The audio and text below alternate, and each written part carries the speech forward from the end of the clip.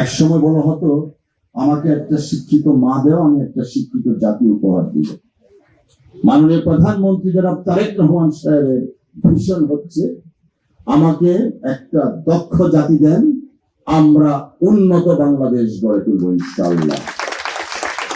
সেই দক্ষতা অর্জনের সারথি হিসাবে কাজ করছেন লতিফ মাস্টার ফাউন্ডেশন। শিক্ষাবৃত্তি থেকে শুরু করে সমাজের সর্বক্ষেত্রে লতিফ মাস্টার যে অনন্য ভূমিকা রাখছে তা শুধু প্রশংসার দাবিদার না, আমরা তাকে শ্রদ্ধার সাথে স্মরণ করি এই প্রতিষ্ঠানকে। কারণ আপনারা দেখেন আমাদের উন্নয়ন বলতে আমাদের সিপিএ সাহেব যে কথাটা বলেছেন অবকাঠামো উন্নয়ন, দেশের সামগ্রিক উন্নয়ন তখনই সাধিত হবে যখন আমরা একটা দক্ষ জনশক্তি গড়ে তুলতে পারবো।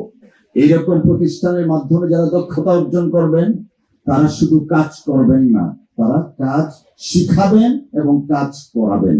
বিনিময়ে কি পাবো? আমাদের জাতীয় অর্থনীতি সমৃদ্ধ হবে, আমাদের জীবন মানের উন্নয়ন ঘটবে, আমাদের পরিবারকে আমরা সমৃদ্ধ করতে পারবো।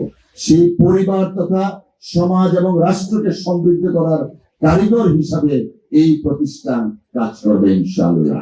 আমার কাছে একটা দৃঢ়ভাবে আমি বিশ্বাস করি লতিফ মাস্টার ফাউন্ডেশনের উদ্যোগে যে ধরনের চ্যারিটেবল কাজগুলা করা হচ্ছে, একদিন ইনশাআল্লাহ লতিফ মাস্টার ফাউন্ডেশন জাতীয়ভাবে দেশের মুখ উজ্জ্বল করবে, আন্তর্জাতিকভাবে ইনশাআল্লাহ সুনাম কুড়াবে।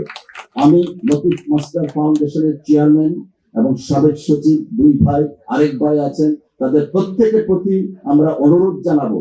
তারেক রহমান সাহেব অনেক আগে বলতেন একটু উদ্যোগ, একটু প্রচেষ্টা এনে দিবে সফলতা, এনে দিবে স্বাবলম্বতা।